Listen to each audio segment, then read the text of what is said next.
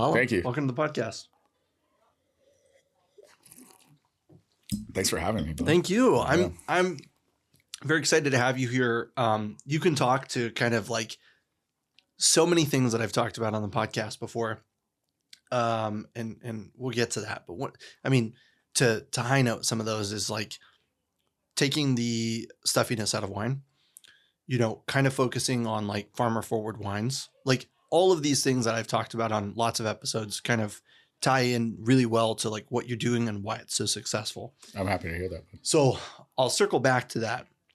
But one of the things that we always try to do at the beginning of the episode is to kind of like give you the floor, hear kind of like your background, where you're from, what you did, where wine came into your life, and kind of your journey to where you are now. You're a very busy man.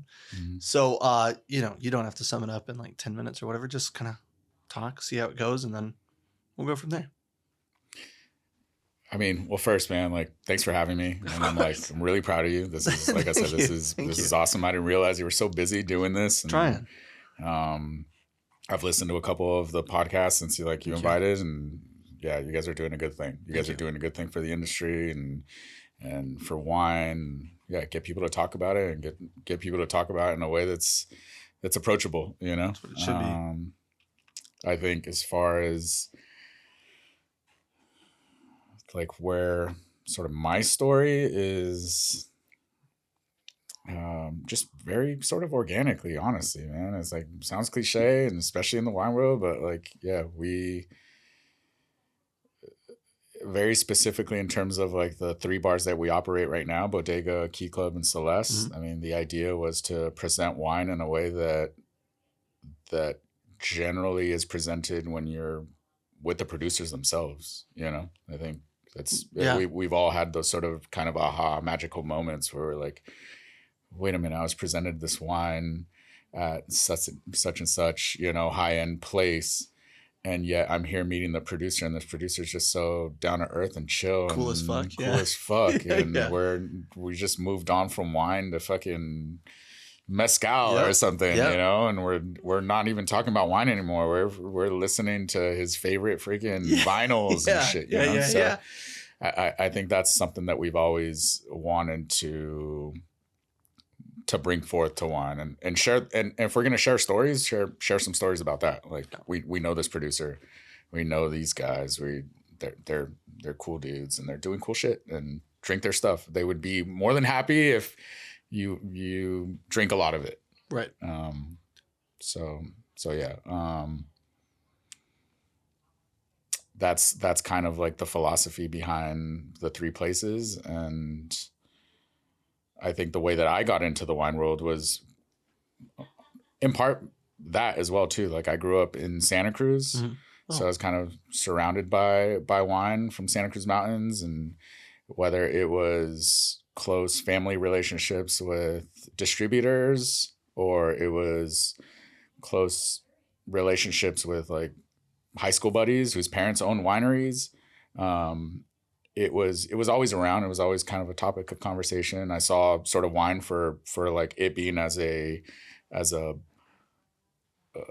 agricultural mm-hmm. product first, seeing the sort of work that it took. It was just sort of around, and part of life. It was part of life. Yeah.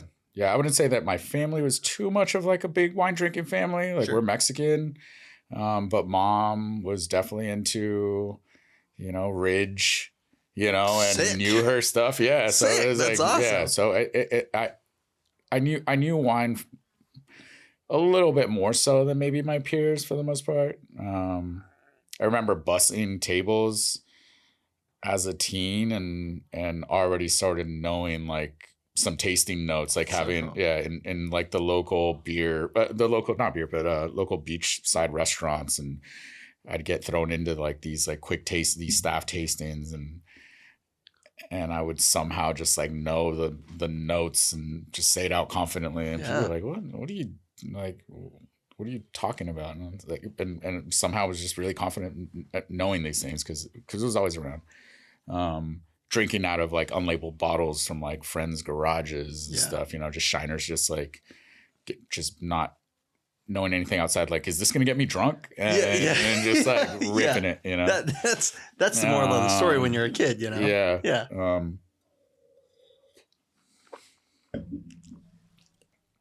So yeah, that I sort of always had that, you know, that was the background. And then out of college went into a completely different career. But you know, not the career that I thought would make me happy, lead to, you know, sort of all the kind of things that you dream life, you think you want, you know, and that was engineering. It was working for a defense contractor that would do everything from like semiconductor to medical to like aerospace, you know, all these different applications. I was in process with this company for, I'd say 6 years, and sort of realized like, I'm like, yo, man, I'm getting a little older I'm getting older faster than I kind of anticipated wanting to, you know. I want to enjoy life a little bit. Yeah, I think I'm still young. At that point, I was living in Santa Clara, and would spend a lot of my free time up here in San Francisco, and we'd be out either, you know, dining or going to shows, and just kind of started realizing how, you know, how enriching that was for me. And in 2010, we decided to move up here and quit my job and just started working like part-time, and started really pursuing like, you know, hospitality, Yeah. and wine and bars, and very quickly made relationships with restaurant and bar owners that did well. Like at the very least, like we're able to pay the bills, sustain a, you know, a lifestyle. Mm-hmm. And that to me was really like validating. I was like, yeah, you can actually, you don't, like restaurants don't have to go out of business immediately. Like, you know, all the statistics say. Yeah. Everybody just doom loops about restaurants, and it's like, yes, but mm-hmm. Yeah. Luckily, we had a really supportive family. It was, and also just like supportive community that was like, yeah, go for it, get it, you know, do it like without hesitation. So yeah, started really pursuing it, and you know, one relationship led to another, and started doing these pop-ups, and really started just kind of believing in what we were up to, and that's like creating a very fun, approachable space for really good product. Mm. Really, that's what it comes, and making it fun. And yeah, met my business partner shortly. I'd say maybe like 1.5 2 years after doing these pop-ups, and she approached me about a space that she was looking at, and I'd say within 2 months, things happened just so quickly. It's so interesting. And that like within 2 months of just like meeting her, like we were presented with Bodega as an opportunity, and, you know, right on the corner of Washington Square Park. Pretty sick location. So dope. This was like right next to Victoria Bakery, and yeah. Mm-hmm. You got like Mario Cigar Bar, and you got Mama's, and at that point it was Park Tavern, and yeah. Original and Joe's had just opened up, and you got Tony's, and it was, and then also it was very much like tourist, you know, sort of location at that point, it seemed like. And so for us, it was like an opportunity that we can actually give something to the locals, you know, to the people that actually live there that weren't just there for the day. And we understood that the market was there based off of like some of the successful places, i.e., you know, Park Tavern, and you know, God, what was it, Don Pistos, Don Pistos. Yeah, so it's like, all right, these people are here, and they want something. Let's see what happens. So yeah, they decided to go all in on Bodega. I called Danny the day that we saw the space. My business partner was like all in literally within a couple hours of like kind of touring it. Called Danny. I was like, hey, what do you think? You know, this is kind of was a big leap. And at that point I was, I would say early 30, 32, 33. Mm-hmm. And she's like, hey, you got the energy for it right now? Like, let's go, let's see what happens. And yeah, so far so good, man. So far so good. Yeah. We're like now to 3 locations. not to 3 locations. Yeah. It was Bodega something that existed before you guys got there or not? Because I've always heard of like Bodega as like a cafe. Was it already there before it was that, or did you guys start as that, or kind of like what was the process of like launching Bodega into turning it into what it is now, which is like very much like a powerhouse wine bar that like people are hanging out the windows, people are hanging out in the alley. It's just like, it's such a like high vibe. So what was the process of like launch to that? It was, the idea was that based off of the location, because it's so close to the park, and also based off of sort of like the space itself, with, it sees sunshine all day long. It's, big, airy, open space, was that we could take advantage of like sort of the daytime feel and treat it as like a sort of European cafe that eventually turns into, wine. We realize we're not in Europe, San Francisco. Yeah. And if it's a cafe, generally it's going to stay a cafe. Yeah. It's like, just because it's like 4 or 5 o'clock, like a lot of these people are still going to want to have lattes at 6, 7 o'clock. So, yeah, it's true. So yeah, the idea was that it was always going to be a wine bar from the get-go. Okay. But we really wanted to ensure that we were like at least trying the sort of cafe. Yeah. Servicing the community in every aspect that you can. Yeah. We thought, but it's not, we did go into it with some hesitation. Right.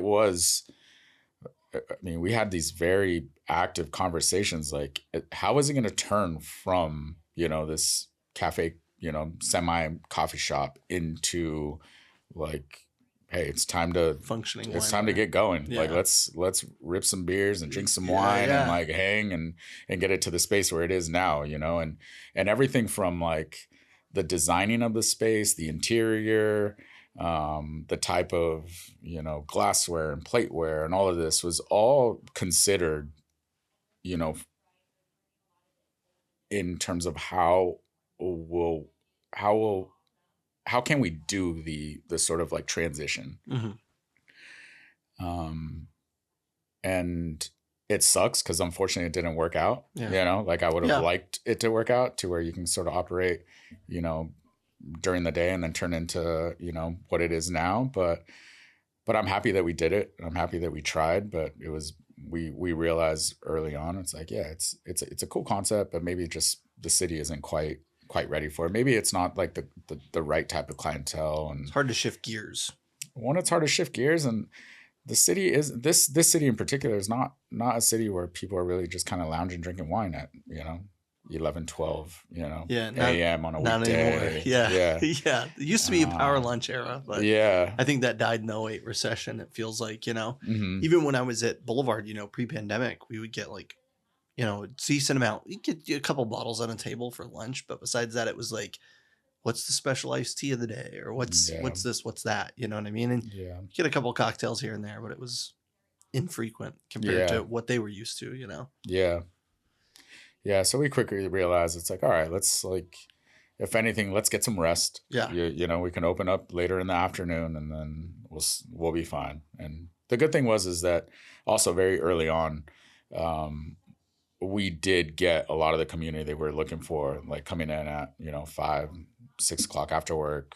Splitting a bottle of rosé and hanging out by the windows and really stoked to see like, Brock Sellers on a list, these local producers that just you couldn't find anywhere in like the neighborhood. It was those were sort of like the first signs. It's like, all right, we're doing something right here. Let's lean into it. We'll be all right. And yeah, I'd say that within like 6 months, actually really early on, within like, I would say probably very quickly, within a month, we got like a really cool write-up from Thrillist as being like a really cool space that was doing very like unique seasonal, fresh dishes with a really cool wine list that was really fresh and innovative and showcasing some like local producers, but also like bringing in a lot of classics and a hangout for like people that drink wine. So we got some favorable press a little early on, but then after that, we really had to build it and didn't really get much press until like you started opening up like Key Club. You got Key Club. I mean, the internet just exploded with articles for Key Club. It was so cool to see that. That was so cool. Yeah. That's definitely, we're really proud of that. Yeah. Because a lot of that was in the making with Bodega. Right. You know, a lot of like these cool, allocations that we were just kind of putting away at Bodega. We don't have a bottle list, as Sure. you know. Yeah. But we're still, very fully involved and engaged. And so we're putting away all this cool stuff. And then Key Club really like allowed us to like showcase a lot of these cool wines that we had been putting away for so long. Yeah. And a sick beer selection. Yeah. The Key Club beer selection is incredible. I mean, and that's kind of your partnership with Sean. Mm-hmm. With Sean. Right. Yeah. And what's kind of his background is like, has he always been a beer guy? Yeah. So Sean, I met him early on at a brewery in my neighborhood that I would frequent, that I was like, full on like regular. I mean, I was there, 5 p.m. until who knows when. Perfect. But I watched this kid like grow up from like, bussing tables to then like, waiting and then going to, bar, and then from bar it was a brewery. So then he's like starting brewing beer, and he was brewing beer with Kim. I don't want to butcher his last name. I want to say it's Studevant, but he's an award-winning, like Great American Beer Festival award-winning brewer, and so he learned how to brew beer under him, and the pandemic hit, and then he started bouncing around from brewery. Ended up at Cellar Maker, and was working at Cellar Maker. And coming out of the pandemic, there was an opportunity to open up Key Club with like a very favorable, lease and, this COVID deal thing. It's such a great space too. It was such a great space, man. And immediately thought of Sean. I was like, yo, man, like we can't, this space is too big to operate as just like pure wine. Yeah. And if we can introduce beer and a really solid menu, this might work. And yeah, he came on and brought all his like cool, knowledge and relationships, and it very quickly got recognition, which was really cool. And we had that write up from the Chronicle that, right. Sort of showcased what we've kind of been doing for, I think at that point it was like 6 years or something at Bodega. But yeah, it's like really, if somebody wants to call us like this sort of new cool natural wine bar thing, like that is like, it's like, that's fine. But we also know that we're like very much like, engaged in like the classics. And, right. And, yeah. And we're, that's sort of where the heart and soul is. Yeah. I mean, I think too, like in a way, like calling you like the natural wine bar was kind of just like you're bringing to the table like things that other people hadn't seen and wines that other people hadn't seen. So like, even if you carried like 20% natural wine, you were the natural wine bar, because it was still like so much cutting edge compared to like what was already going on. I mean, besides, what's that famous place in the East Bay? God, of course I'm spacing on it right now. Ordinaire. Thank you. Besides Ordinaire, there probably wasn't a lot Bay Grape or whatever, maybe kind of in that natural vein. But was there kind of like an inspiration behind the design of Bodega and the focus on kind of like winemaker forward wines? Or was it just really because you love to highlight those wines? Who were some of your big inspirations? Or were there any, I guess? I think the inspiration was really sort of kind of filling like the lack of like the availability, Sure. and like that in that neighborhood. You have all these fantastic restaurants. I think, you had Tosca there too. It was like kind of in its prime. Like and outside of that, nobody was really like pushing the envelope and doing like a very curated, psalm, list in like a very cool casual hangout. Yeah. And that's kind of what it was about. It was like, let's do that. There's room for that. And then when it came to food, it was like, let's also sort of push the envelope in terms of what wine bar food is. At that point, it was just some cheese and charcuterie. Nothing against that. It's amazing. And when we also do that. Right. But why can't you have like the really sort of elevated bar snacks that Tosca has? Yeah. Or why can't you do the very, or like Park Tavern, like why can't we do that as well?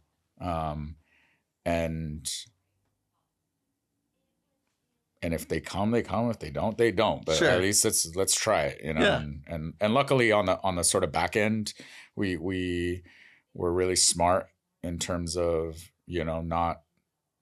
always sort of thinking in terms of process. Like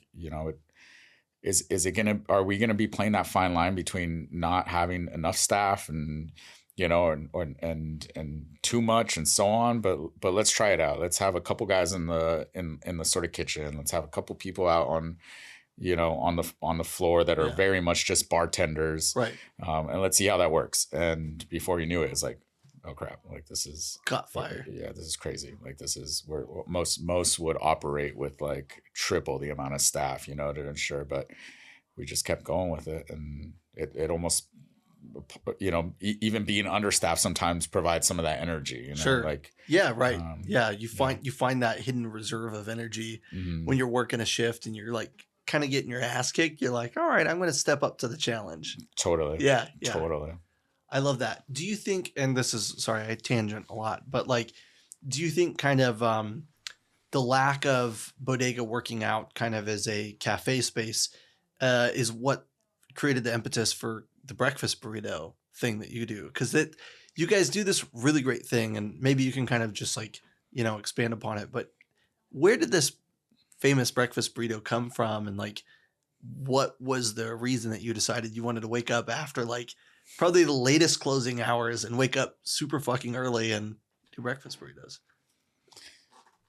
So at the time when we started it, we weren't working late. Friday. It was during the pandemic. Okay. The city had imposed the 9 p.m. curfew, 10 p.m. curfew, or whatever. Exactly, the curfews, like the capacities, right? At that point, it went from like 25% capacity to like 50% capacity. How's a small wine bar ever supposed to survive something like that? Totally. So at that point, luckily we have like those big like sliding windows onto like a really cool, busy, airy intersection. And yeah, we were on our way to thinking, at least we had been told that, we're at 25% and that, coming towards the end of the year that we'd eventually like increase to 50 and then possibly open up. November 2020. I know exactly when you're talking about. Yeah. Yeah. I think everybody was like really psyched. And then they just, what was it, like December 15th or something? It's like, nope. Rolled it back. Yeah. Rolled it back. Yeah. And there's absolutely no seating. And you have to go back to. So everything closed again. I mean, I just remember I remember sitting there and going like, we're finally getting back to normal. And then I went on like a week vacation with Bianca to go see her family for Thanksgiving. And I came back and they're like, oh, by the way, your shifts are cut. I was like, why? And they go like, yeah, we're only at 25% occupancy or only outdoor or whatever it was. Again, it was agonizing. Yeah, it was tough. I will say though, like for the most part, like it was pretty positive for us, like through. Yeah, I think staff had a great time. We were really strategic in terms of to provide some context for the breakfast burrito. Like we opened up with the idea that we would just do a pop-ups 3 days a week. We would do them Tuesday, we'd do tacos, Thursday we'd do burgers, and then Saturday we'd open up and do these Italian subs, like Jersey Italian subs. Right. My fiance's from Jersey, and we named the sub the Longfellow, that was named after a really cool a deli sandwich shop in Morristown, New Jersey. Shout out freaking Longfellows in Jersey, man. So we started doing this and they took off. Every Tuesday we had a line out the window, and Thursdays we'd have line out the windows for the burgers, and then these sandwiches were like we were doing solid numbers. Like we didn't really have to let go of much staff. And people were having a great time with it. It was so cool, and we're playing, punk and hip hop and just keeping it vibey, obviously keeping safe or whatever. But yeah, so then when we started opening up, we started bringing in a little bit more of like our regular menu items, started selling wine by the glass again, and started doing all these like sort of normal things. And then when that got sort of like, stripped away from the city because of these,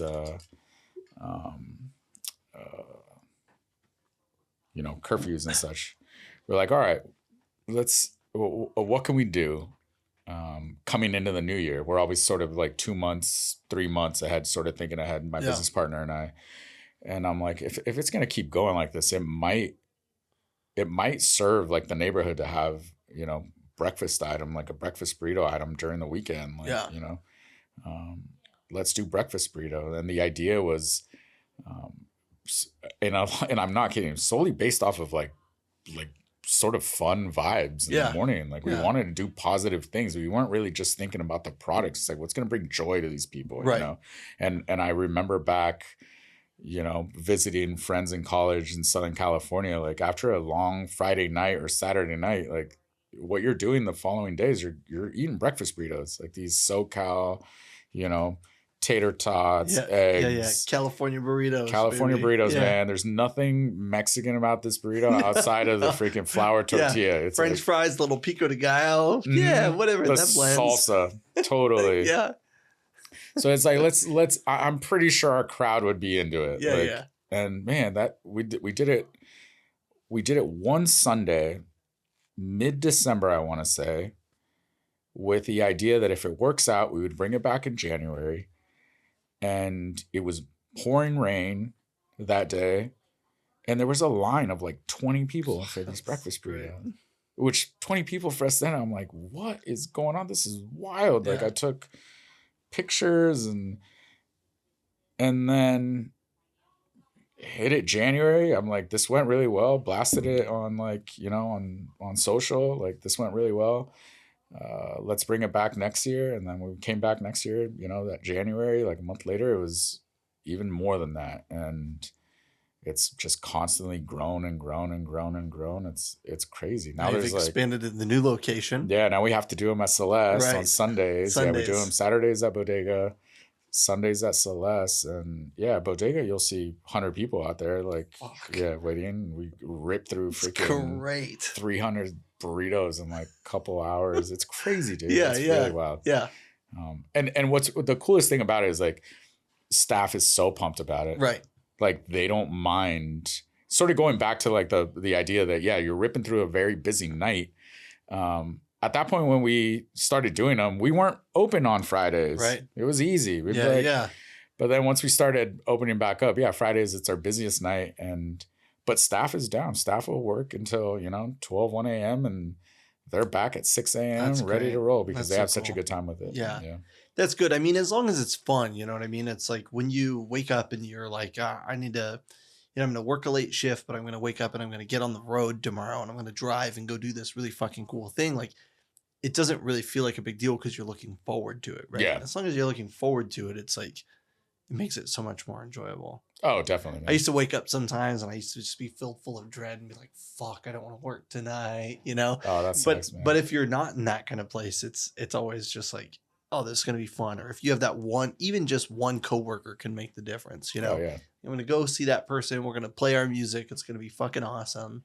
That's what it's about. Oh, yeah. I was with staff this past Friday after a closing shift at Celeste, and they're like, come out. So I go out with them, and you're maybe like a drink in, and like one of the youngest people who loves to party, she's like, all right, I'm out of here. I'm like, what's up? Where are you going, sir? She's like, I got breakfast burritos. Yeah, let's go. So, like, so cool. I love that. So that's cool. fucking awesome. That's so cool. One of the other things I wanted to talk about is kind of like, I mean, you guys are it's interesting that you say your business partner and yourself are kind of like thinking 2 months ahead, and constantly it seems like you're pushing the envelope, and that's fucking amazing. But like one of the things that I got on because of you guys was like Poor Boy Coffee. Oh yeah. When he did his pop-up with Yeah, you yeah. guys, I was like, that's so cool, right? And I still follow him now, and he's still trying to find his brick and mortar. But like, hmm how many other things like that have you guys done? Or was that kind of just like to tie into breakfast burrito business? Or like, how did that start? That Because came. he's very successful. I mean, Yeah, he's got a ton of social media following. He has merch. He's doing a lot of cool shit. It's yeah, great to see how well he's doing. yeah. That's really cool. I became friends with him a few years ago through him, his fiance Alexis, and he approached me about wanting to do something like Bodega. He's from New York, and he's like, I really love Bodega. I want nothing more than to do pasta in this sort of setting, and uh, do sell a lot of wine and like a very fun environment, and the dishes that I would be focused on would be pasta dishes as Mhm. opposed to like this sort of like California New American style dishes. I'm like, that's great, man. Like, get it, do it. Yeah. I'd be happy to like help in any way that I can. And so he reached out to me, and we talked a lot in terms of like what his aspirations were, and became this sort of somewhat like of a mentor, in terms of like he's just very honest and open about what he wanted to do, and even went to several different like locations where they were up for lease, and he asked for my sort of like you know just consulted with me in terms of like, hey, is this sound like a good idea or not, and so on. So yeah, I was happy to share essentially any sort of info I can. I'm like, I think I'm like I learned so much from people being very open in terms of Transparent. Yeah. like Yeah. experience, and no gatekeeping, nothing. Right. So I was happy to just do the same with him, and I I told him, I was like, yo man, like start somewhere. Like just do something. Get the wheels turning. Yeah. Believe it. Like that's Yeah. what I did. Just get something going that like just one allows you to just kind of believe that what you're doing is like on the right path, and things kind of start opening up. Like consider maybe even doing, a pop-up where it's like that. It's like that cup of coffee that you're selling, but two, it's like that relationship that you're making with the person that you're It's a very selling it memorable to. experience, Yeah. Provide that, and before you know it, people are willing to help you out with more than just purchasing a coffee or Mhm. purchasing a product or something. They want to be behind this sort of like this this movement that you're Mission. creating, this Yeah. mission and such. So I'm super pumped for him. I'm like I'm so excited, and just happy that they just kind of got the balls rolling and doing something. Yeah. And which kind of shows it's like, yeah, you don't just start somewhere, like that's what we did, just, One bite at a time. yeah, one bite at a time, man. We're still not above like I always say this in terms of like time and just the sort of value that we're given is like, if we can sell another plate of Brussels sprouts and that makes somebody happy, then Yeah. I'm like, let's go. We're not above that. Yeah, Like, yeah. it's not that complicated, It's like, I love that. I think it's so important, and I think that's one of the really big things that I wanted to highlight in this podcast was just kind of like your approach, and also kind of like how you created this kind of like maybe let's say a wake amongst your staff to kind of like create this approach as well of just kind of this like this incredible approachability of like the hospitality industry, right? You walk in, you feel welcome, they engage you. It's like you like cool, we're cool, yeah. mhm, You can order a glass of wine, you can order apps, you can order whatever you want. It's not like sometimes you go to a restaurant, you're like, oh, my wife and I are gonna split an entree, we're gonna get two appetizers, mhm, and you kind of get that vibe from the server, like, mhm, oh, this is a waste of my time or whatever. mhm. How did you kind of foster this relationship amongst your staff of just like kind of like acceptance, right? It's like, Mm-hmm. if this is what the experience you want, this is what we're here for, you know? Mm-hmm. Yeah, I think that definitely comes from experience, like, you know, of actually being confronted with the same sort of scenarios that you just kind of painted. It's like, what, you know, my business partner and I like are always actively thinking and talking about the same things we did when we were opening. Is like, we want to create an environment where you're getting sort of everything that these sort of places are providing, but without all the sort of like, you know, kind of hoops that you have to like jump through in order to get there. You know, it's and there are a lot of examples. I don't think we're inventing anything. I mean, there's No. I think that, you know, we're always sort of surprised by like, and inspired by, I would say more so, is the places that you go to that are sort of, the narrative is high end and it is like very you know, sort of posh and so on, but then you get there and you're just greeted with like this warmth of like, and like you've known this person forever, and that sort of juxtaposition is like, and I'm sure you've had it Plenty of times. you know, you're like, wait, there's no wonder these guys are fucking crushing it. Like, yeah, they're charging me freaking $300, $500, Sure. you know, without any sort of so alcohol, but I feel so good. Like, please take my money, right? Like that. And you start realizing that it's like, it's very much more about like that sort of human connection, sort of that human, like that accessible, that approachability. That's like, that's like a lot of value. And albeit we don't do that like anywhere near that level, we very much run off of like, you know, sort of a bar vibe. But if we could just give that sort of like experience in terms of making sure that everybody feels like they're at home.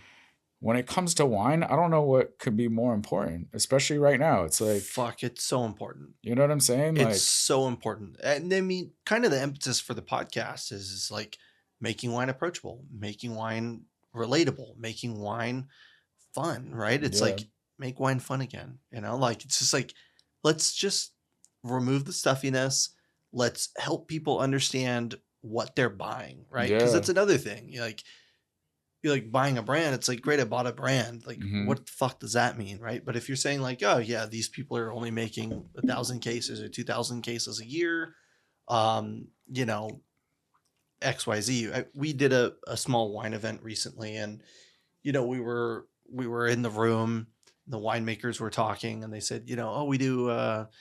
Oh, do you guys produce a lot of wine? And they go, we produce 2,500 cases. And somebody goes like, oh, that's quite a lot. And I just looked and I go like, you know, Ron Bauer does 550,000 cases, right? Like it seems like a lot to you and I, because we're not going to drink thousands of cases a year, but like in the grand spectrum, like it's really not that much. Like, we have to be great stewards of these wineries. And again, that's something that you guys do well. And that kind of loops me back around to like, who comes up with your menu descriptions for your wines? Because they're just like, they're so cute, you know, like beach blankets, babes, and bikinis, or like, you know, or like, you know, pinkies up, Sancerre, France, or like whatever. I mean, how do you guys kind of come up with that stuff? Because I think that's also a really great way to kind of like remove the stuffiness out of wine. It's just yeah. I mean, that came out from like, I mean, if you and I go out and we see a list, like generally the list is just going to be like, you know, names. The wine, the names. Yeah. That's it. Right. Yeah. And unless you unless it's us and we have this sort of expertise, we can kind of like point out like, hey, this is good. This is a great year. Like, you know, we can get geeky about it in the school, but generally like anybody else, like they would look at it and it's like, I don't know what this is. Now now if they add tasting notes, which a lot of places do, then it's like, now you're like expecting a lot from like the customer, right? It's like you're expecting the customer to have that sort of like level of like reaction, reaction of understanding. And it's like for me, it was like this is it's just like it's too much. You're making the sale even harder than it already is. They can't pronounce like these producers. You're not even telling them what the varietal is, and then you're also like adding like these tasting notes of like incredibly these, like, subjective tasting notes. Yeah, exactly. To me, it tastes like cigar box. It's like, who the fuck tasted a cigar box? And that's fine. Yeah. Like, right? Like, that's fine. Like, we get it. Like, but generally, are people gonna like taste that? And it's cool to think about and so on. So we honestly started that at Bodega like from day one as like, that's so cool. Let's just have a good time with it. Like, where would you want to drink these wines? You know, or what does like if you're tasting this, like what? And that's also something that's very real, right? Like these are all conversations that we have. Like this, you know, this wine right away. I tasted it. I'm like, yo, tis the season. We're in the holidays. Like, let's go. It gives that off. Like, that would be a tasting note, right? Like, this is and it's a good point. And we when would I drink this wine? Yeah, we talk about narratives. We talk about like sorts of like, you know, it doesn't have to be very, you know, specific pairings. It could be like this would go great with freaking some oysters and barbecue. You know, then let's like throw that in there. You know, obviously they get way more than that. Like it's not we're not just talking picnics, oysters, and barbecue. We're talking like bikinis and fucking like I love it, sailboats and shit. But it's like I thought it was great. Yeah, it's very cool. Early on, like within like I remember people were like, what does a fucking lawn chair taste like? And you're like, bro, like chill, man. It's like it's fun. It's fun. Like it's more about like you want to have this on a fucking lawn chair. Like, here, taste it. You don't have to take my word for it. Like have a splash, you know, that sort of thing. So. I think that's great too. You know, I mean, I think that it's funny because you have people that kind of like, I just got sent an article today actually from a friend of mine, and he sent me this article of Sideways and how Sideways, you know, crippled Merlot and bolstered Pinot Noir, right? Mm-hmm. And then you think about like the Somme movies, and when Ian is talking about like, oh, fresh cut garden hose, or like freshly opened can of tennis balls, you know, and like getting like super fucking in depth or super geeky on something. And again, like I said, your guys' description is just so fun. It's just kind of like, fucking, this is what it is. I mean, the reason why I love it too is like generally these are descriptions on some really very beautiful, you know, inaccessible freaking wines. You cool know, wines. They're very great, cool wines, and like the producers themselves when they come in, they see it, or I'll like send them pictures. They are like dying. They're like they love it. They're just like, this is so fucking dope. Like this is so cool. Like and so it works so well that we've carried it on to Klub and now Celeste. It does the same thing. And they vary based off of the neighborhood too. Right. Like we're, you know, Marina's a whole different freaking crowd and bubble in itself. So like we can't get as like racy as like, you know, Klub or Bodega. It's like it's a little bit more conservative out there, it seems like. So, and to kind of tie back to the culinary side of things, I want to highlight too, because like you mentioned, you have beyond kind of like charcuterie and cheese and stuff like that. You have some really great food. And when I've talked to you about it in the past, you say that these are recipes that were kind of given to you by friends that are chefs. Mm-hmm. Were these chefs that you interacted with during your pop-up phase, or like how did you kind of like come into the ecosystem of these people to kind of like, I don't know, help propel things? Yeah. So a buddy of mine, a really close friend, I was introduced through a friend of mine. So my buddy Marcus, he had worked at high level restaurants, chef, sous chef, you name it, and had a lot of relationships and loved cooking, loved going out and so on. And his girlfriend then was one of my best friends. They had just started dating. So she introduced me to him as like, hey, you guys should meet. You guys seem to be really into this sort of like scene. Mm-hmm. At the very least meet, or at the very best maybe cook together, you know. And we hit it off so well. I mean, we like within 10-15 minutes we're like instant like brothers, like best friends, and we're like cooking like the following night and just share this love of like cooking and finding gaps in like the industry, sort of like finding gaps in restaurant or, bar scenes and so on.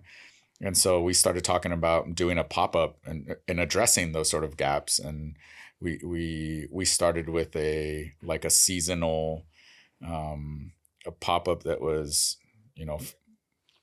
a family style format, but big, selling like 70, 80 tickets and having wine pairings and cocktails and, champagne and live music and taking over a restaurant and going through like this full dinner with a bunch of strangers. And we did really well. It was pretty fascinating how quickly we like were able to sell these tickets and get this group of people in and just started talking more about like, hey, this is like, this could be a thing. Like we could potentially open up a spot, and people seem to want to do these things. And a lot of the feedback was like, do more. Like, right. We want to go out to a place that's a little bit more engaging and that's a little bit more lively, that has this sort of energy, that has this sort of crowd, And so by way of Marcus, like he's a relationship that I always kind of go back to. He's still my best friend.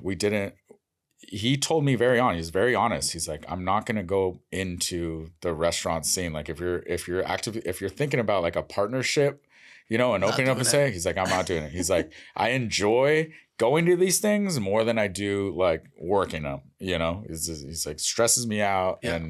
And I was so happy he told me that. Like, right. He immediately told me, he's like, this is cool if we're doing like these one-off seasonal things. He's like, but actually like getting back into it, I'd rather not. But since we've been going at it and creating these menus, he's the first one I asked. I'm like, hey, like, what do you think about these recipes? And what do you think about this menu? He's still one of the more like most knowledgeable dudes I know, that he's really tapped in terms of like what's good and what's missing, and has a lot of great chef relationships in the city. And he's honestly one of the first guys that, sort of suggested, it's like, you don't need a chef. Like, right. Like half of these places would probably function even better if they didn't have one, We'll have a separate conversation afterwards, but I want to highlight that. Yeah. I think that's so cool too, right? It's like, again, somebody coming in with experience and kind of like, saying like, what do you think outside the box? Because a lot of people think about like, I want to have a culinary program, and it's like, I need to have a chef, instead of just saying like some wine bars, we have meat and cheese, or we have charcuterie boards, or we have fondue or whatever. We can just pay an employee to do it, right? It's like a lot of people feel like they have to take on that salary, because so many people, like, Bianca and I were discussing earlier, like very heavily like front of house people. I have a little back of house experience, but it was like, I would like prep brunch buffets. I would like poach hundreds of eggs at a time. And it was like very simple, not at all like kind of upscale. And so you think about it and it's like, oh, I want to open a restaurant. It's like, well, I have to hire a chef. Yeah. I need somebody that's going to carry that side of things. Yeah. So I think that's also one of the things that's great. When you look at your concepts, is like, you're also able to give people a really incredible glass of wine and not charge them an arm and a leg, because you're not paying a massive salary in the back of the house. Right. Yeah, like definitely. And I think that's helpful. It ties into other podcasts that I've had where we discuss how like the beverage program carries a lot of restaurants. The cost of sale that you're able to find on like alcohol and liquor, beer, wine, or whatever, helps offset the labor and the cost of goods on food. So, let's see. One of the other things that I wanted to ask you, and this is to kind of tie it, I guess, kind of all the way back to the beginning, is like your love of cooking. Where do you think that stems from? Was it like a household thing? Everybody cooked at home, or where did that kind of? Yeah, definitely a household. Yeah, definitely a household thing. And do you think that like the exposure to that at an early age is kind of what tipped you off towards like early tasting ability and being able to taste the wine and 100%. Be like, I get this and that? Yeah, definitely, man. I mean, the palate is like, definitely helped helped in that. It's like we were exposed very early on. Like again, I'm first generation. I mean, my mom was born in Mexico, but was brought here very early on, like, you know, a year old, maybe even younger than that. But she is definitely like very into different cuisines and cooking everything, you name So it, cool. from like, as I can remember, like, you know, any sort of, you know, Italian, Asian, you know, Indian dishes, just like really, yeah, just really, even also just being, not just following recipes, but also being like experimental and Riffing on like stuff. just Yeah. riffing on stuff and really just like leaning on instinct and stuff. I remember that as like really early on. There weren't really a lot of recipes a lot of times, you know, it was just sort of relying on this palate and the conversation about that. Like, Right. you know, we'd be eating out at different restaurants and it's like, I could probably make this at home. Like this, Yeah, yeah, I think this yeah. has this, and Yeah. this think this has that, and then you're like making it like a week later. And it's like, nah, this doesn't taste anything like that, Yeah, you know. yeah. But it was always like, if it wasn't active, like we're actually not cooking, it was always a topic of like conversation. So yeah, food was always the thing. Same with, you know, wine and beer. And my dad's a big, like, just loves beers. That's like awesome. big beer drinker. And Yeah.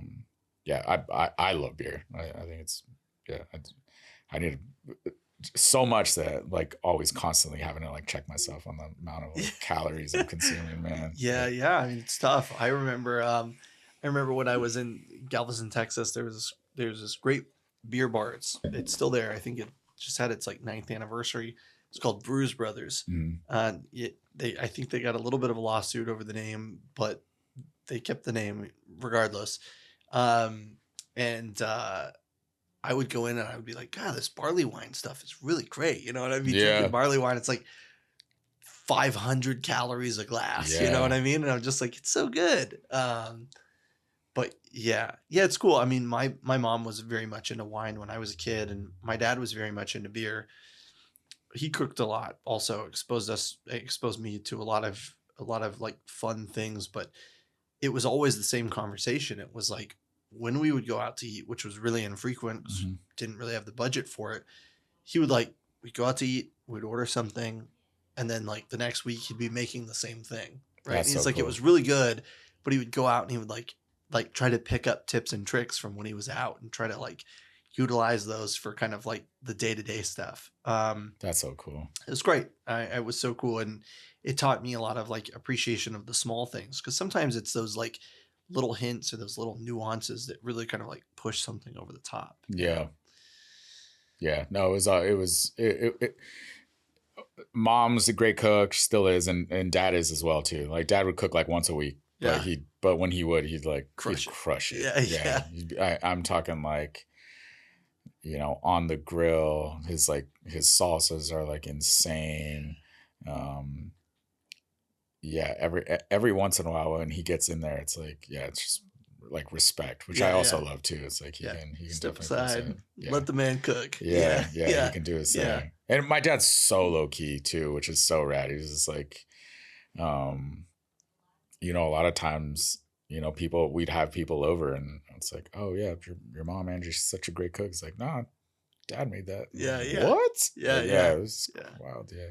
That's cool. Yeah, it was the opposite. My mom would cook once a week, and you know, when she'd cook well. You know, she'd make us like great melts, or she'd make awesome pizza, or she'd like, you know, whip something together really quick that would just like kick ass. So it's great. You know, Yeah. we're very lucky, I think, to live in San Francisco, and there's so many great options for dining out. But like equally so, it's like, you know, as I'm getting a little bit older, I'm like, I could cook at home a little bit more. Like, and I go out and I like pick up little tips and tricks. And, Oh yeah. you know, I remember my dad was like 45 by the time he got into like cookbooks. Mhm. And then he would like send me pictures on his cell phone, on his old flip phone. He would send me pictures of like recipes and be like, check this out. You know, and that would be like the one text I would get from him a week, you know? Yeah. And I'd be like, so I funny. made it. And I'd send him a picture back and he'd be like, looks good.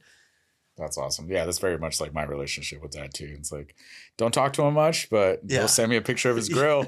yeah. I'm just like, exactly. Fuck yeah, dad. Yeah. Get it. My dad would send Yeah. me a picture of like, he'd have like the thermometer, like, the weather gauge right Mhm. next to the barbecue with a nice steak on there and a beer. And he'd go, haha, bitch. That's all he would text me, And That's I'd be like, amazing. I'm jealous. I'm working service, like, Yeah. sounds really good right now, Dad. Yeah, totally. Congrats, Dad. Yeah, You yeah. made it. You made Yeah. it. That's funny. Well, what do you think about the wine? How do you like it?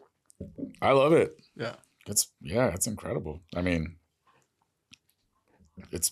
I love the freshness and brightness to it, man. This is like, yeah. We were thinking about what wine to like pull and what wine to show you, and like that's one of the things that like there's 3 books in the household, so that's one of the things we always kind of think of is like what makes sense for our guests and what makes sense kind of for their palate, and that was one of the things we took into consideration. We had No way. 3 wines at like 7:00. We're like, which one do we pick? You know No what I mean? way. That's so we dope. put some thought into it. So yeah. Dude, I love it, man. Thank like you. it? No, I Yeah. appreciate it. No, that's like it means a lot. Yeah, of you course. I definitely mean, read it it's right. important. I think you being here is important. Every guest that's been here is so important. And I mean, it's really important to us, to me, to like kind of give back to our community, give back to the hospitality industry and the beverage industry. It's like we need more things like this where we're talking about what's going on. We're talking about people's story.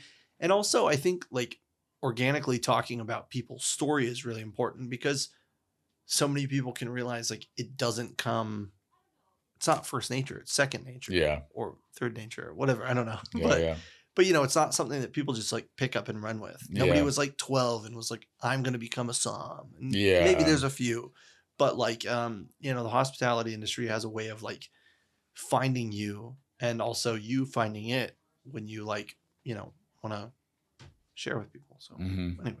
No, I appreciate it, man. And it's course. like, very, very in line to what I like to drink and what we serve. And yeah, obviously you're very hospitable and just like knowing those little things, and that's like, it's so important, like, and we wanted to focus. Do you want to take a guess at what it is? Go for it. I guess Gamay from the get-go. I was Sure. just like, but and I can see it, like... right? we wanted to focus on something that's also important to you, which is kind of like local, right? So this is Ernest. This is just the Sonoma Coast Pinot Noir. Oh, nice. Erin and her husband actually live here in Noe Valley. And they make some really great wines. The estate is in Occidental Freestone. It's a Pinot Noir and Chardonnay house. They make a bunch of single vineyards. They make some Aligote that's super cool. Yeah. But I really love these wines, and these wines are just doing great right now. It's so minimal pretty. Intervention, but definitely has like that sort of so esoteric. clean. Like, yeah. That's one of the things, and that's I think what gotcha was that crunchy vibe, right? They're so crunchy and they're fresh and friendly, and they're just like they're super cool. Good call, man. This is delicious. Yeah. And again, I mean, we were looking at like this was one of the where did I put it? Oh, it's I don't know where it is. But anyways, there was like a Gruner Veltliner from Austria that like I'm super into. It's actually Ebner Ebenauer. It's the blind bag that I always use, but I was like, this is kind of cool, and I think you would like it. But I think this thing really kind of like speaks to the program you run. I love it. Yeah, totally. We could easily pour these things and just rip through them. Yeah, so good for sure, man. Yeah. Let's see what else. Anything else you want to talk about? Anything else you want to highlight? I mean, I guess we should talk about let's talk about kind of like timeline really quickly and hours of operation for your businesses, just so we can kind of like give people a layout. Anybody that hasn't been or has maybe only been to 1 or 2 wants to go to the third. When'd you open Bodega? When'd you open Key Club? When'd you open Celeste? Do you ever have a day off? Probably no days off. No days off. For sure, no. That's why I'm grateful for you being here. Yeah. I know you're so busy, so thank you. We opened up Bodega, I want to say 9 years ago. So all three Bodega, Key Club, Celeste, owned by myself and my business partner Paria Sadiq. She approached me of opening up a very small space in the financial district, 2015, maybe even 2014, and took a look at the space. It was small. It wasn't quite what she was looking for, and not something that I was, kind of wanting to get involved with at the time. And so that didn't work out. And we started working on a separate sort of business that didn't require a storefront. Like we kind of set that aside. It's like, all right, we're not going to open up a retail storefront. Let's focus on more sort of, internet based shopping sort of thing that still has like local products in mind, local food products, whether it's wine, whether it's bread, whether it's cheese, you name it, And we got really involved with that to the point where we had, branding for it and even considering like a sort of launch date and so on. And then within getting pretty close to it, I'd say we were probably like, maybe a month or two out of actually sort of launching this sort of product that we had been working on, that we were tipped off on what is now Bodega. It was called the Melt then. It was a little Irish beer bar fondue funky cafe thing. Great. Painted in purple and green and like drapes, and it was really funny. I'm sad I missed it. Yeah, but we walked in and we're just sold. Just one, based off of the location, but two, you walk in and you see like these open windows, and you saw this. I think we walked in at like 3 or 4 p.m. And like, I don't know, maybe late summer or something, and sun is shining, and it's like, yo, we just need to open this place up. Yeah. And I thought a lot about sort of like the market of where it was at that point. You could definitely see that like the buying power, like the people that were out and spending money were primarily, women. Yeah. And even just by conversations with friends and, male friends, female friends, like the people that are actively going out and talking about it are generally, female. And yeah, it's like, all right, they want to go out. They want aesthetic. They want to talk They're about cool it. to drink wine. Like, yeah. And we have these cool friendships and relationships with these, producers that, might be represented with like, maybe one BTG on, on a list and like this entire district. Yeah. Let's see what we can do with this. And so, yeah, that opened up we officially opened in 2016. And then very quickly, I'd say within a year or two, like kind of outgrew the space. We're like, let's either try to expand next door. It was a vacant space. Very quickly through zoning laws, found out that we couldn't do that, and started looking outside the neighborhood and put in a few bids for different joints that just kind of didn't work out. And but Bodega was also like doing really well. So it was like, we weren't really in a hurry, and then the pandemic hit. And then, so the idea of like sort of expansion was more just like, all right, that didn't, but we were ready to expand, which meant we had, enough in, the sort of like coffins or whatever you want to call it, like just to be able to sustain ourselves. You had capital and you had energy. Yeah. So we're like, all right, let's have a good time with this. At the very least, like, let's stay positive about it. If we need to shut down for a year, we can sustain it. We can do that. If we need to shut down for a couple of years, we'll be all right. But we decided to just kind of keep going, keep these staff busy. And coming out of the pandemic, Key Club presented itself. And then it was like ripping. Yeah, it was so dope. And then Celeste opened, it's been a year now. So 2023. Yeah. And that was Old West Coast Wine and Cheese Space. Yeah. Which I think were you there with Shannon? I was there when we were like talking about it. Actually, they had just had a meeting. It was Marissa Payne, who's been on the podcast, and Shannon, and they just had a meeting. And I said, "Well, how was the meeting with Chris?" And they go, "Well, like Chris wants to sell." And then like the next day, we came and saw you, and I was like, the only person that I think that could take over that space and like crush it, I think Lalo. And she's like, "That's a good idea. I'm going to reach out to him." Welcome back. Little intermission. Yeah, intermission. Yeah. It's good. It's good. You've got to get up, stretch the legs, So we were discussing Celeste and how it came to be.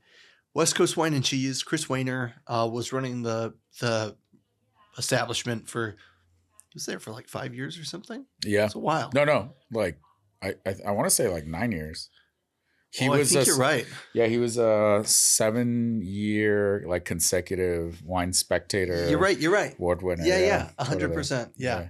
And yeah, I mean, I had just heard that he wanted to sell, and Shannon was involved in the conversation as well. And her and I were both sitting there. We're just like racking our brains. And we're like, we don't really know anybody that's like in the wine bar business that like can flip that spot. And then I was like, well, Lalo. And she's like, yeah, Lalo. And I was like, yeah. And we kept talking about it. And we're like, if somebody's going to be able to nail down that spot, it's somebody like him.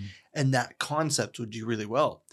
I picked up shifts at West Coast Wine and Cheese, and like Chris is great. And his program was sick, right? It was really deep, really decorated. And he had some great regulars, and I was lucky to work with Troy, and I was lucky to work with Aaron. And it was so great. So like, obviously it was a shame to see it go, but knowing that he wanted to move away from it, I was just like, I hope the space is used well. Yeah. And like, you guys came in and you guys are just crushing it over there. You're doing so good. Thank the you, space is so cute. Aesthetically, it's so pleasing. I mean, that's another thing that kind of catches me a little bit is it's like each of the spaces is so different in style. I mean, how was it like? It was a whirlwind. It was pretty fast. It was very fast. And you ran into Shannon at Trattoria Contadina. Holler at Vince. Yeah, totally. Yeah. Who also had some experience working there. Yeah, like, you're right. Yeah, he worked there post-pandemic. Yeah, exactly. Yeah. I mean, it was pretty awesome. I would say that my business partner and I had been talking about, maybe a third space earlier that week. It's really crazy to think about now how quickly, these things sort of happen because I had just been having a conversation about her in terms of what the ideal space would look like if we were going to jump into a third space. And it would be something small. We had already done Key Club, which is like the big format, big 2-story, separate area. Sick mezzanine, event space in the back. Totally. You got like, I don't know how many different, 40, freaking count parties going on at once. So we were trying to find like the next sort of bodega, that feel. And within a matter of days, I'm at Trattoria Contadina and see Shannon there and talking to Vince. And I'd been running into Shannon actually a week prior. I ran into her like maybe 4 times in the marina. Yeah. And she brought it up while we were in Trattoria Contadina. She's like, what are you doing in the marina? I'm like, I actually like the marina. I think it's cool. I think I like an area where people prioritize going out and get after it. Yeah. People work, but they also go out and they have fun. Yeah. They go out and they have a good time. The places are busy and that's from like a business owner standpoint. Also just like from being out, like I like the energy. Like I like people, I like people. And I told her, I was like straight up in front of Vince and a couple others. I'm like, honestly, the dream would be to have a space in the marina. Yeah. And that's when she told me about Chris Wayner's spot. And I was like floored. I was like, there's no way. Like that place is so dope. Like it's so cool. Yeah. My business partner has always wanted to have a space there. Like even before when it was like a creperie or something. Like Union is such a cool street. There's so much cool stuff going on. It's very much like it's Union and Chestnut. I mean, everything in between is like, it's still the marina, but like Union and Chestnut feel a little bit more like neighborhood driven. Definitely. Lombard also, and Fillmore, that like section by the clubs obviously feels very like neighborhood in a vibe as well. But like, it's a little bit more like clubs. You want to go out to the club, you want to party, you want to dance. Like that's what Fillmore is for. You want to kind of go out to some of the kind of like more familiar restaurants. That's what Lombard's for. But I mean, you guys nailed it. You're also still a neighborhood spot, right? Key Club, Bodega, and Celeste are all very like neighborhood oriented. Definitely. Yeah, definitely. And that was like that plays into the sort of like the the design of each place, aesthetic, what do you want to call it? Like it is, you know, how can we bring something to the neighborhood that's one, you know, design forward and modern, but still is like has sustainability and is still classic. And that's where my business partner is just very, very into it. She, as much as we're both very involved, you know, in terms of like what, you know, what the places will feel and look like yeah, she kind of takes it and runs with it. So I'm really stoked on that. It's That's like awesome. it's a really great partnership when it comes to sort of visualizing a space and visualizing like what, you know, the you know, the type of clientele that you're trying to get. And yeah, it's still a challenge. I mean, I'd say even though Celeste has been like, it's done really well. Like it's pretty nerve wracking going into it because it was a very different list than what was there previously, and not just what was there previously, but anywhere in the freaking neighborhood. Oh You yeah, know, for sure. like It was is him and like, it was Greg at California Wine Merchant. They were yeah, the only people that were that dedicated to domestic wine, yeah, right? And besides that, even within that realm, is there was nobody there that had kind of like the depth of a cellar that he did either, right? Like yeah.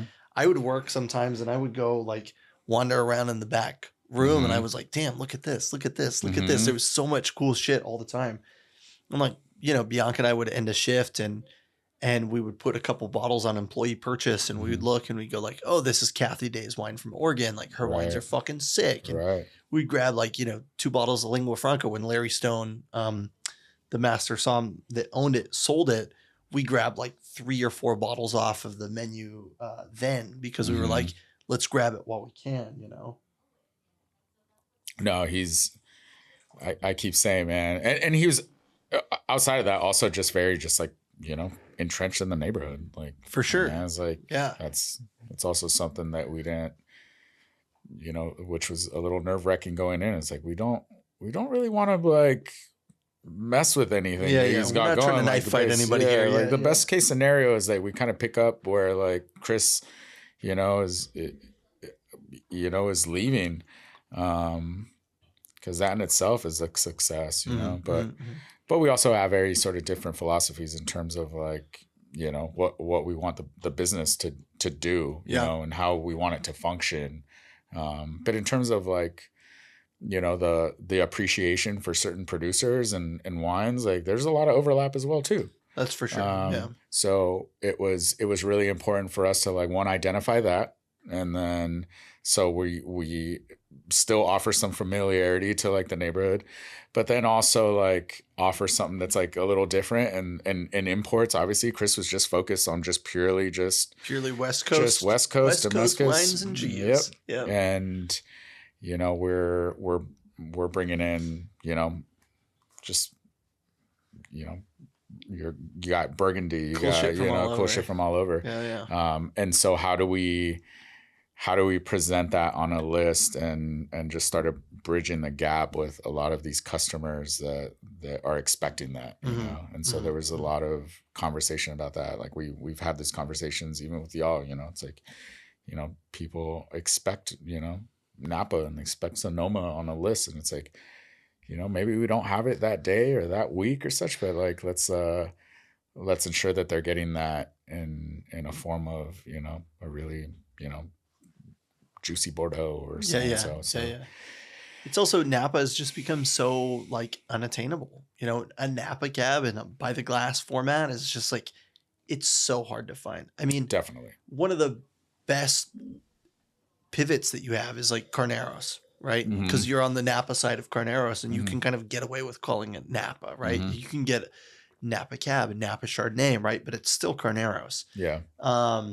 But yeah, it's just like, it's so challenging. I mean, you know, we were looking through the book the other day and it's like, even within my company, like the least expensive Napa Cab that we offer would retail at $50 a bottle. Yeah. It's crazy to think how expensive it's gotten. No, it's so expensive. We still have only had maybe, I would say probably 2, you know, BTG sort of opportunities in like the year that we've been open, but just having them there, like on, you know, sort of bottle list per se. Like we don't have a bottle list, but just peppering the BTG list with a couple, Napa options, albeit not by the glass, but offering them at that, $120, $150 range. At least visually it's fine. Like that's still, at least you're offering up some sort of familiarity. Like, hey, we're here for you if you need it. But if you really want Napa Cab, we've got Napa Cab. We got you. Yeah. Exactly. So there's definitely like, there's always a lot of considerations for like the neighborhoods that we're in. And that we set out to be that first and foremost with Bodega and Klub and now Celeste, it's like, we're there for them and they're there for you. Yeah, so far so good, man. So far so good. Yeah, so far so good. Important. That was always inspired by like the sort of East Coast, places that you go to that, you read about these sort of like institutions, and then you go there as a visitor, and then you find out it's like, oh no, these are just really cool neighborhood joints, or the bartenders like, quickly gets to know you and remembers you the next time you're around, and like Sully at Marina Lounge, right? He's one of the best. Like he learned your name once, and then every time you go in there, he remembers your name. Oh yeah. It like remembers your drink. Yeah. One of the other things that I wanted to, I'm feeling refreshed after after our intermission. One of the other things that I wanted to just ask you really quickly was about kind of growing up in Santa Cruz.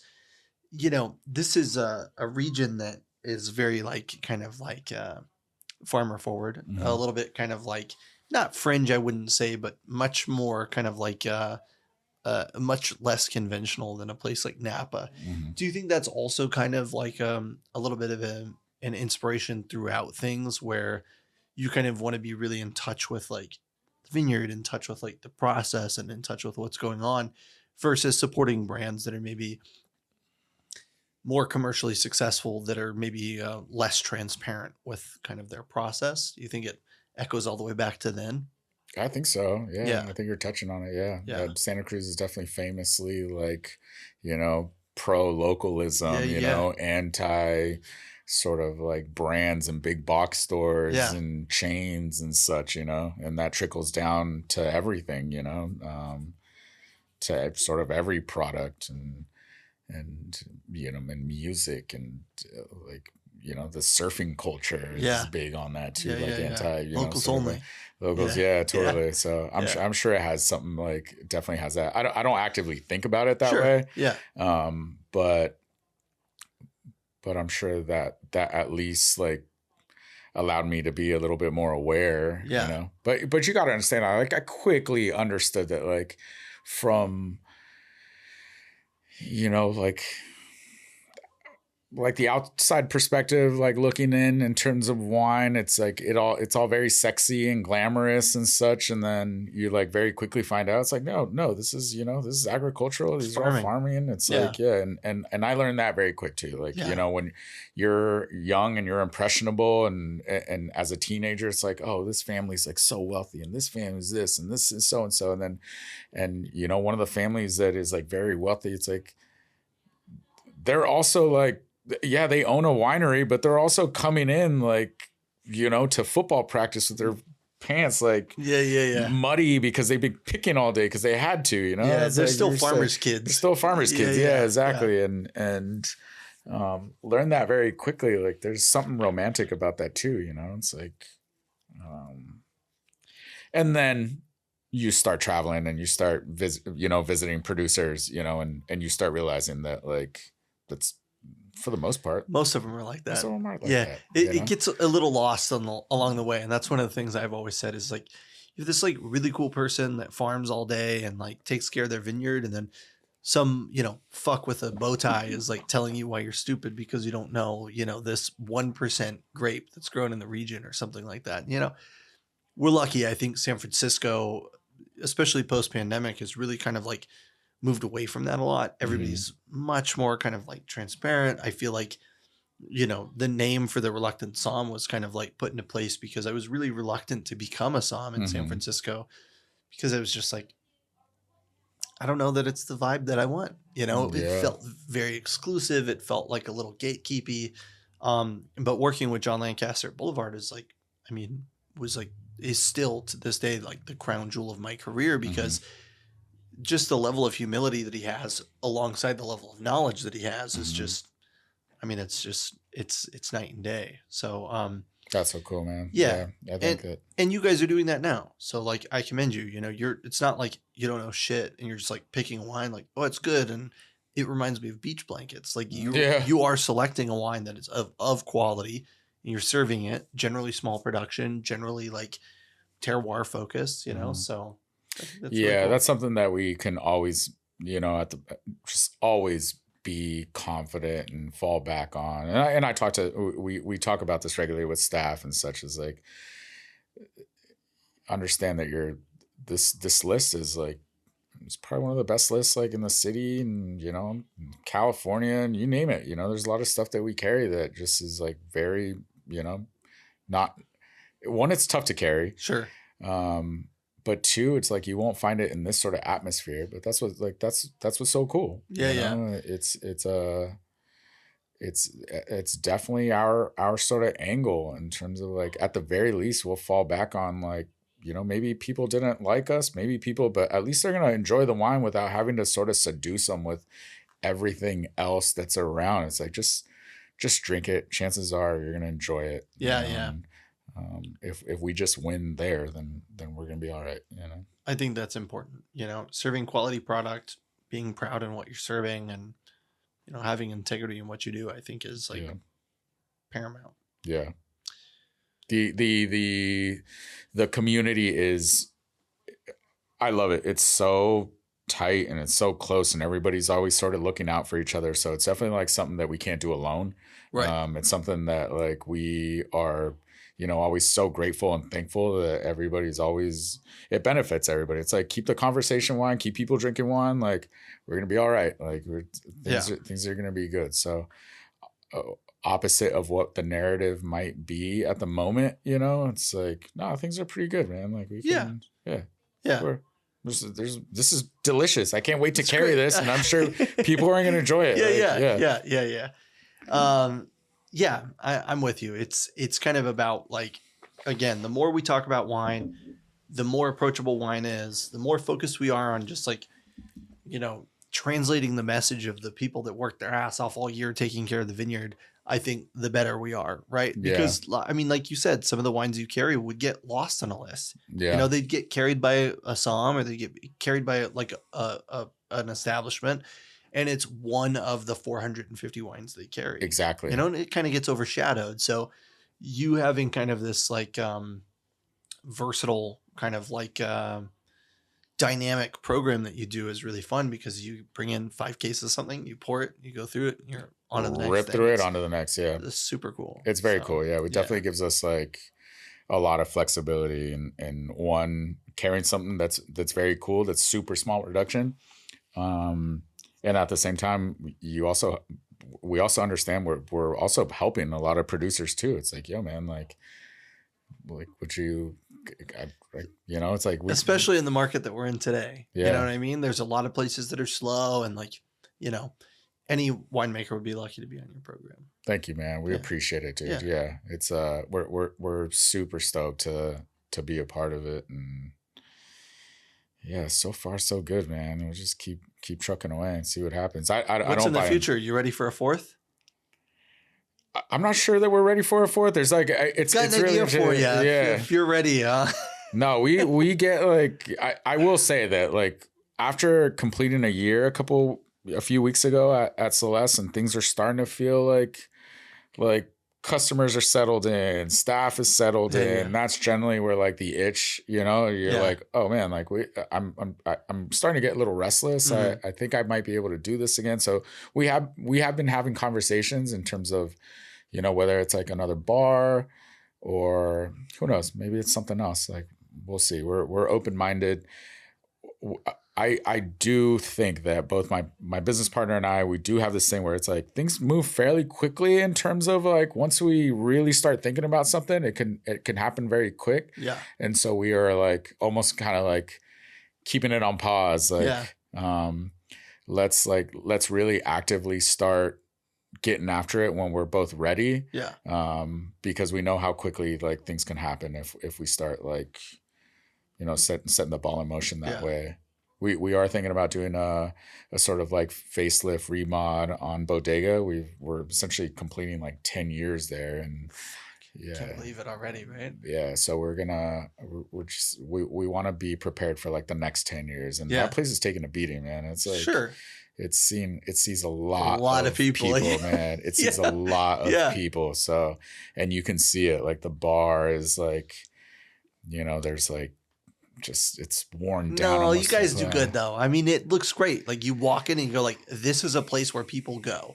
Yeah. Right. It has that feel. Not that I'm trying to talk you out of remodel, but like, No, but it doesn't look like shit. Some places you go into and everything looks like shit. Your guys' place doesn't look worn down. It looks like a worn in place, but it doesn't look worn down. Yeah. It looks worn in, but at the same time, like we also built that place with literally like no experience in terms of designing a place. A lot of the stuff was very sort of just like, we thought about it as design, and we're like, all right, let's put this here because it's cute, and let's do this and so on. And luckily it worked out. Like luckily we had the right sort of sense and lighting and sound and all things that make a place really cool to hang out in. But we've also learned a lot. Like we've been doing it a long time, and we also have like the resources now to like really, not take away from the personality, but think things through a little bit more thoughtfully in terms of with the experience that we have. So we're excited about it. Very important. I love that. Yeah. Well, any words of wisdom, any advice, any statements you'd like to make to any of the listeners? I would say just trust the vision, or like, definitely like trust the vision and like get after it. It's like at the very least, that's so positive and motivating and gives a lot of energy, that if you're sort of moving towards something, it makes your day-to-day a lot more worthwhile, like do that, and things happen, things happen, work and stay positive, and I love it. It's perfect. Let's go. Drink good wine. Drink good wine. Yeah. Let's go. That's going to help me. The conversation that we had today is going to help me. Yeah. I feel rejuvenated. I feel ready. 2025 is right around the corner. We're going to keep the podcast going. I'm excited for you, man. I think it's great. Like I said, I think you guys are definitely addressing something. I mean, that's in terms of like from like a entrepreneurship sort of like angle, like definitely focus like on, or try and focus, like, are you filling a gap? Are you doing something, in order to like enrich people's lives? Like, are you adding value? Like, then let's go. It doesn't matter. Like, there's a lot of people that are providing a product, but they're not providing all the things that help, sort of like sell that product. And who doesn't sell wine in the city? Yeah.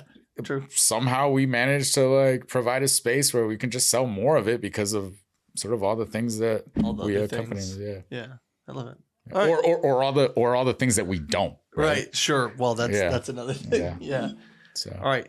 Cheers, dude. Cheers, man. Thanks for having me, man. I appreciate it.